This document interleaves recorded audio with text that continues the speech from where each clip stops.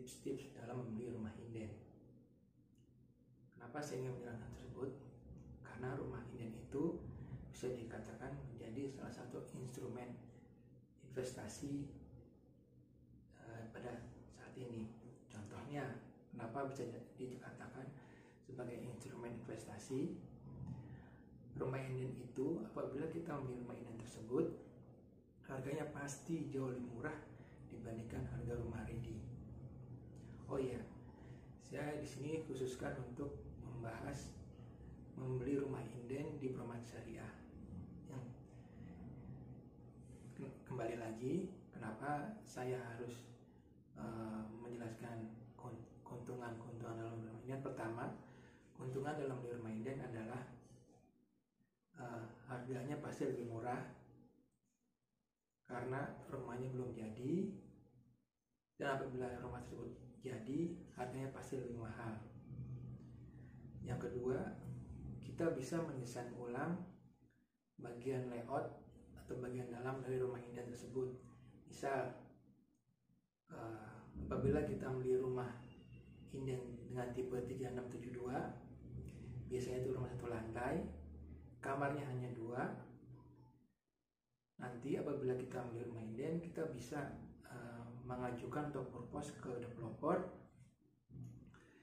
ingin menjadikan rumahnya 3 lantai dan juga pondasinya dibuatkan untuk pondasi rumah 2 lantai.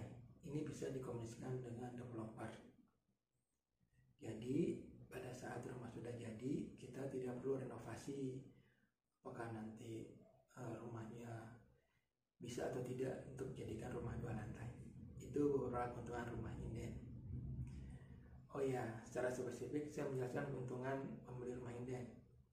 Misal rumah inden harga 3672, harga perdananya adalah 400 juta. Nanti bisa di bulan ketiga, bulan keempat, bulan kelima harganya bisa menjadi 430 atau 450 juta.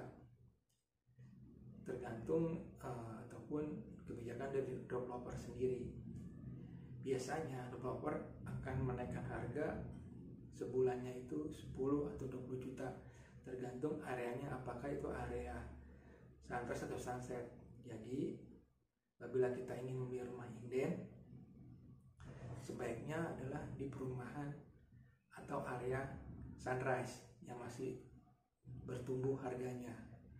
Kalau dia area sunset, biasanya harganya agak susah untuk naik lagi.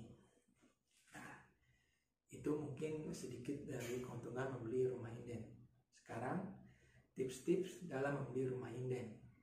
Yang pertama adalah kita cek ke lokasi perumahan, apakah sudah ada umbul-umbul nama perumahan ataupun sudah dipagar keliling. Kenapa saya ini adalah tip pertama? Umbul-umbul atau pagar keliling adalah mengindikasikan bahwa rumah tersebut tidak disengketakan oleh pihak lain atau tidak digugat oleh pihak lain, bahwa lahan tersebut bisa dikatakan sudah milik developer perumahan tersebut. Yang kedua, tanya-tanya ke warga sekitar, apakah tanah tersebut sengketa atau tidak. Dan misalnya ditanyakan lahan tersebut pemiliknya siapa, misalnya namanya si A, dan kita cross check ke developer apakah lahan tersebut miliknya si A. Apabila sama, berarti lahan tersebut clear atau 50% sudah clear.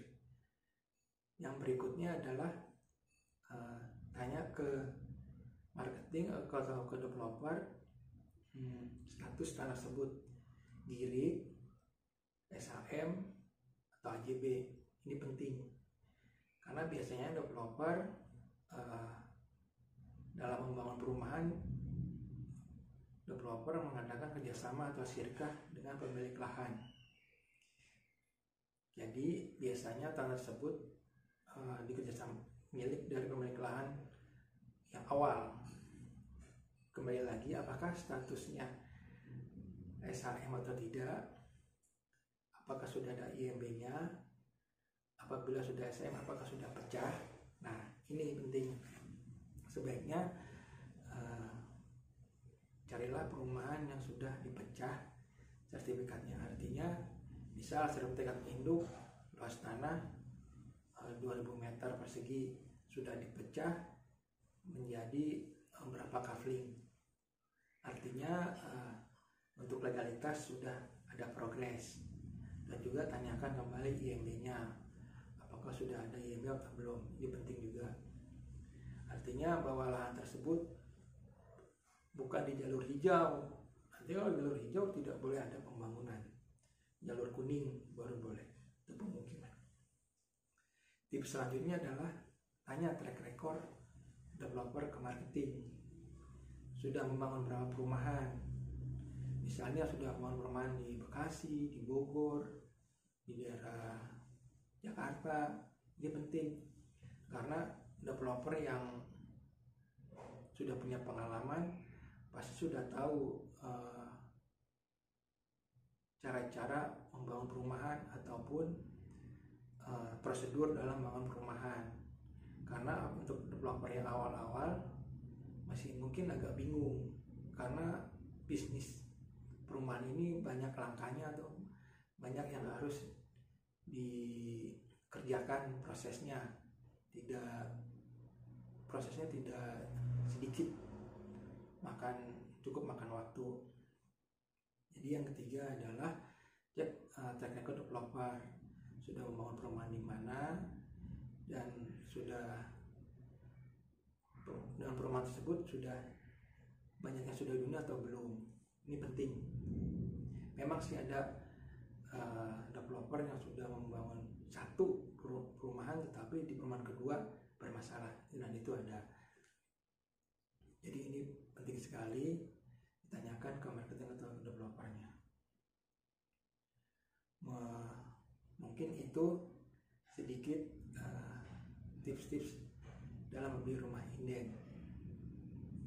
Oh iya, untuk membeli rumah inden sebaiknya pembayarannya secara bertahap ya, biar kita lihat progresnya, apakah progresnya sesuai dengan perjanjian atau tidak. Misal harga rumah 400 juta, kita minta cash bertahap 4 bulan,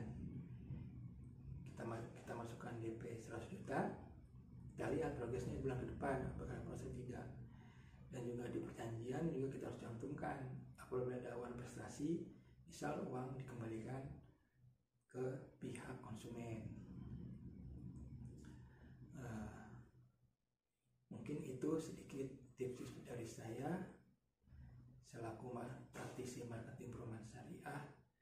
Kalau misalnya ada yang ditanyakan, silakan ditulis di kolom komentar ya. Semoga ini bermanfaat. Semoga orang yang sedikit ini bermanfaat. Kesalahan ada dari saya dan kemudian hanya dari Allah Subhanahu wa taala. Terima kasih. Assalamualaikum warahmatullahi wabarakatuh.